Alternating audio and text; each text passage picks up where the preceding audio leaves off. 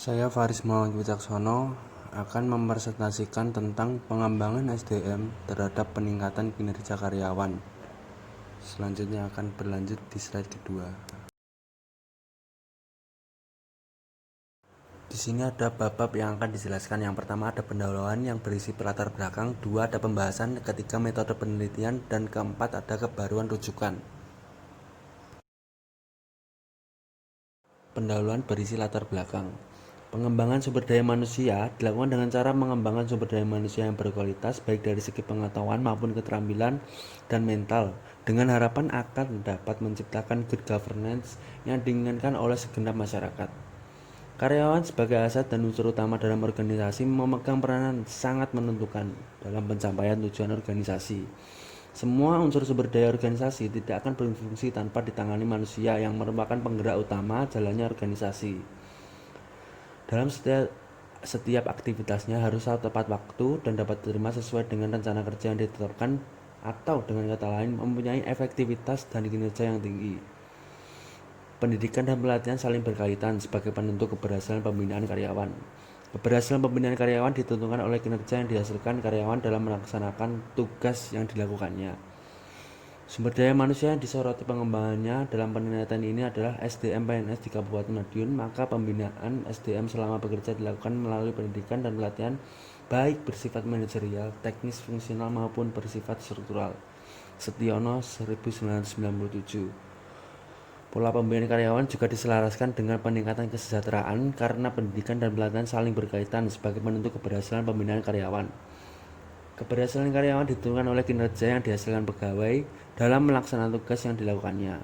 Melalui pengembangan sumber daya manusia dapat diukur efektivitasnya dari kinerja yang dihasilkan oleh pegawai. Pengembangan sumber daya manusia tersebut merupakan segala upaya yang sistematis dan terencana dalam rangka mewujudkan dan meningkatkan kualitas SDM, baik yang menyangkut aspek fisik maupun non-fisik, sehingga dapat menghasilkan kinerja yang tinggi bagi dirinya dan organisasinya. Nimron 1995. Pengembangan sumber daya manusia dapat ditinjau secara makro dan mikro. Pengembangan sumber daya manusia secara makro merupakan suatu proses peningkatan kualitas atau kemampuan manusia dalam rangka mencapai suatu tujuan pembangunan bangsa. Proses peningkatan di sini mencakup tiga, yaitu perencanaan, pengembangan, dan pengelolaan sumber daya manusia. Sedangkan pengembangan sumber daya manusia secara mikro adalah suatu proses perencanaan pendidikan dan pelatihan pengelolaan tenaga atau karyawan untuk mencapai suatu hal maksimal. Dapat disimpulkan bahwa proses pengembangan sumber daya manusia ini terdiri dari perencanaan, pendidikan dan pelatihan, dan pengelolaan. Noto Atmojo 1998. Sasaran dari pengembangan sumber daya manusia itu dasarnya adalah berkenaan dengan pengetahuan, keterampilan, dan sikap. Nimron 1995. Metode yang tepat untuk pengembangan sumber daya manusia adalah menyesuaikan dengan kebutuhan, tujuan, dan kondisi menjadi tanggung jawab pimpinan sebagai puncak dari pimpinan organisasi atau manajer yang diserai tugas untuk perusahaan pengembangan sumber daya manusia. Secara spesifik, pejabat ini bertanggung jawab atas segala hal yang berkenaan dengan pengembangan sumber daya manusia, seperti menentukan jenis dan kualifikasi jabatan yang akan dikembangkan, siapa sasarannya, kapan waktu pelaksanaan, metode yang dipergunakan, kurikulum, evaluasi, keberhasilan, dan sebagainya. Penelitian ini bertujuan untuk menganalisis faktor pengembangan SDM terhadap peningkatan kinerja pegawai.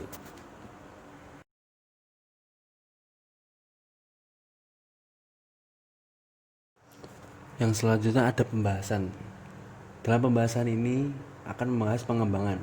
Pengembangan biasanya berhubungan dengan peningkatan kemampuan intelektual atau emosional yang diperlukan untuk menuaikan pekerjaan yang lebih baik. Pengembangan berpijak pada fakta bahwa seorang karyawan akan membutuhkan pengetahuan, keahlian, dan kemampuan yang berkembang supaya bekerja dengan baik dalam suksesi posisi yang dijalani selama karirnya. Persiapan karir jangka panjang dari seorang karyawan untuk serangkaian posisi inilah yang dimaksud dengan pengembangan karyawan. Pengembangan sumber daya manusia bertujuan menghasilkan kerangka kerja yang bertalian secara logis dan komprehensif untuk mengembangkan lingkungan di mana karyawan didorong belajar berkembang. Sedarmayanti 2008. Pengembangan sumber daya manusia adalah upaya berkesinambungan meningkatkan mutu sumber daya manusia dalam arti yang seluas-luasnya melalui pendidikan, latihan, dan pembinaan. Silalahi tahun 2000. Pengembangan merupakan suatu cara efektif untuk menghadapi beberapa tantangan yang dihadapi oleh banyak organisasi besar. Tantangan-tantangan ini mencakup keusahaan karyawan, perubahan-perubahan sosioteknis, dan perputaran tenaga kerja.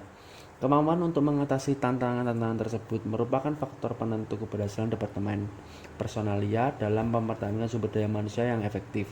Handoko tahun 2008. Nah, secara kesimpulannya adalah pengembangan karyawan dirasa semakin penting manfaatnya karena tuntutan pekerjaan atau jabatan sebagai akibat kemajuan teknologi dan semakin ketatnya persaingan di antara perusahaan sejenis. Setiap personel perusahaan dituntut agar dapat bekerja efektif dan efisien agar kualitas dan kuantitas pekerjaannya menjadi lebih baik sehingga daya saing perusahaan semakin besar. Pengembangan ini dilakukan untuk tujuan non-karir maupun bagi para karyawan memilih latihan melalui latihan dan pendidikan. Menurut Robert L. Martis dan John H. Jackson tahun 2001, faktor-faktor yang mempengaruhi kinerja individu tenaga kerja yaitu yang pertama ada kemampuan mereka, yang kedua ada motivasi, yang ketiga dukungan yang diterima, yang keempat ada keberadaan pekerjaan yang mereka lakukan, dan yang kelima hubungan mereka dengan organisasi. Selanjutnya ada David C. McClelland tahun 1997 seperti dikutip Mangkunegara tahun 2001 berpendapat bahwa ada hubungan yang positif antara motif berprestasi dengan pencapaian kerja. Motif berprestasi dengan pencapaian kerja adalah suatu dorongan dalam diri seorang untuk melakukan suatu kegiatan atau tugas dengan sebaik-baiknya agar mampu mencapai prestasi kerja dengan predikat terpuji. Selanjutnya, McClelland mengemukakan 6 karakteristik dari seseorang yang memiliki motif yang tinggi, yaitu 1. Bertanggung jawab yang tinggi, yang kedua berani mengambil resiko, yang ketiga memiliki tujuan yang realistis, yang keempat memiliki rencana kerja yang menyeluruh dan berjuang untuk merealisasi tujuan, yang kelima memanfaatkan umpan balik yang konkret dalam seluruh kegiatan kerja yang dilakukan, yang keenam mencari kesempatan untuk merealisasikan rencana yang telah diprogramkan. Yang selanjutnya ada pendapat menurut Gibson tahun 1987, 3 faktor yang berpengaruh terhadap kinerja. Yang pertama ada faktor individu, kemampuan, keterampilan, latar belakang keluarga, pengalaman kerja, tingkat sosial, dan demografi seseorang.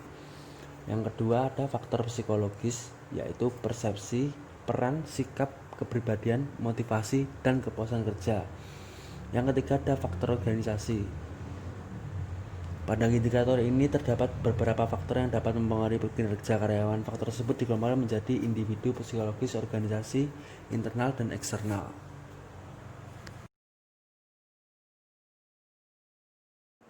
Yang selanjutnya ada kinerja. Menurut Anwar Prabu Mangkunegara tahun 2000, kinerja adalah hasil kerja secara kualitas dan kuantitas yang dicapai oleh seseorang pegawai dalam melaksanakan tugasnya sesuai dengan tanggung jawab yang diberikan kepadanya. Menurut Ambar Teguh Sulistiani tahun 2003, kinerja seseorang adalah kombinasi dari kemampuan, usaha, dan kesempatan yang dapat dinilai dari hasil kerjanya.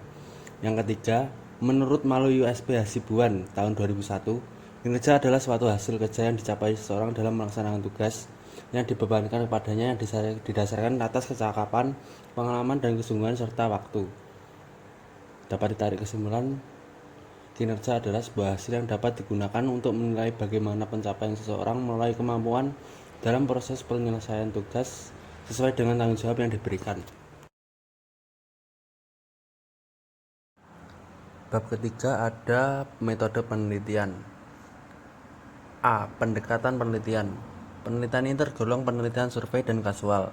Penelitian survei merupakan penelitian yang dilakukan pada populasi besar maupun kecil, tapi data yang dipelajari adalah data dari sampel yang diambil dari populasi tersebut, sehingga ditemukan kejadian-kejadian relatif, distribusi, dan hubungan antar variabel sosiologis maupun psikologis.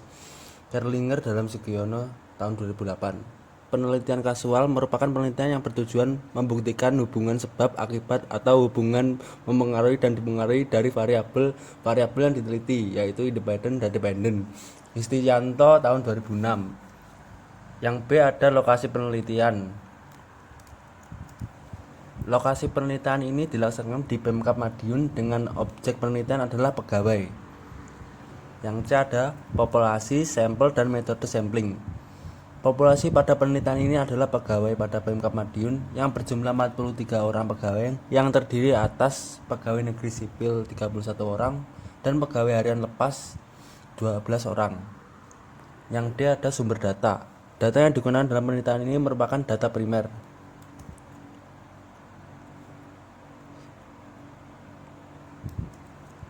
Yang selanjutnya adalah E, instrumen pengumpulan data. Instrumen yang digunakan dalam pengumpulan data penelitian ini adalah melalui wawancara, survei, dan dokumentasi. F ada teknik analisis data. Analisis regresi linear sederhana digunakan untuk mengetahui seberapa besar perubahan variabel X akan berpengaruh terhadap variabel Y. Kebaruan rujukan. Sumber rujukan proposal PKM menggunakan jurnal dan artikel ilmiah yang telah diupload 4-5 tahun terakhir. Sekian dari saya.